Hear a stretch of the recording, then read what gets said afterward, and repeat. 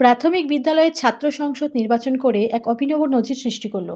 পূর্ব বর্ধমান জেলার জামালপুর থানার অন্তর্গত শিয়ালী প্রাথমিক বিদ্যালয় একেবারে লোকসভা ও বিধানসভা নির্বাচনের ন্যায় নির্বাচনী বিধি মেনে ভোট কক্ষ তৈরি করে শিয়ালী প্রাথমিক বিদ্যালয়ের ছাত্র সংসদ নির্বাচন হলো। বিদ্যালয়ের ছাত্রছাত্রীদের মধ্যে মোট 12 জন প্রতিনিধি নির্বাচনে লড়াই করার জন্য নমিনেশন দিয়েছিল। প্রত্যেকে জেতার জন্য 100% আশাবাদী। কেউ কাউকে 1 ইঞ্চি জমি ছাড়তে নারাজ। একেবারে উৎসবে মেজাজে ভোট হয়। বিদ্যালয়ের এই নির্বাচনে প্রতীকী বাহিনীও দেখা গেল। এই নির্বাচন নিয়ে ভোটার ছাত্রছাত্রীদের উৎসাহ উদ্দীপনা ছিল চোখে পড়ার মতো। সবশেষে একেবারে সুষ্ঠুভাবে সম্পন্ন হয় ভোট প্রক্রিয়া। নির্বাচনের সমস্ত ভোটারদের ভোট দেওয়ার পর বিস্কুট ও চকলেট দেওয়া হয়। এছাড়া ভোটের লাইনে দীর্ঘক্ষণ দাঁড়িয়ে থাকার ক্লান্তি দূর করতে ঠান্ডা শরবত দেওয়া হয়।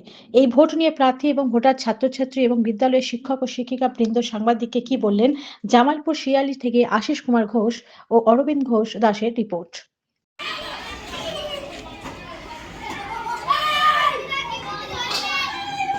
নতুন উদ্যোগটা আপনার কেমন লাগলো? ভীষণই ভালো লাগলো। আজকে 18ই মার্চ 2025 সাল।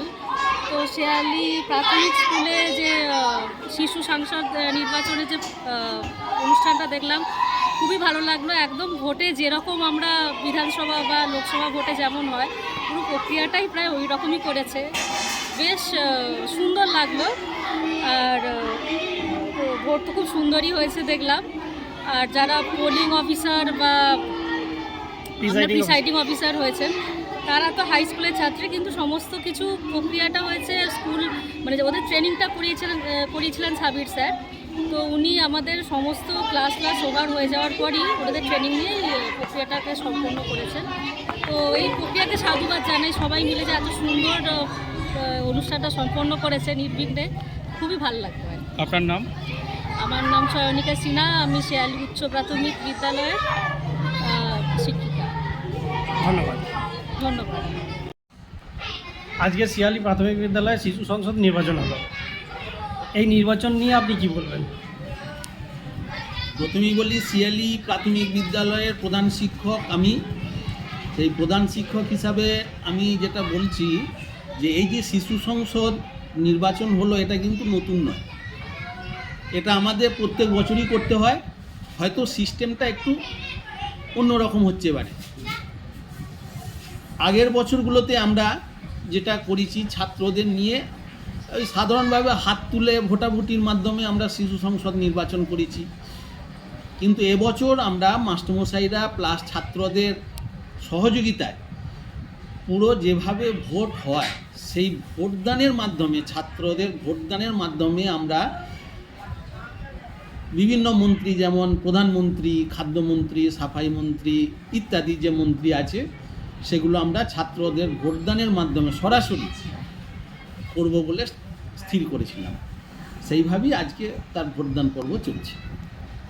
এতে ছাত্রদের ভূমিকা কেমন দেখলেন? ছাত্ররাই তো সব কিছু করছে।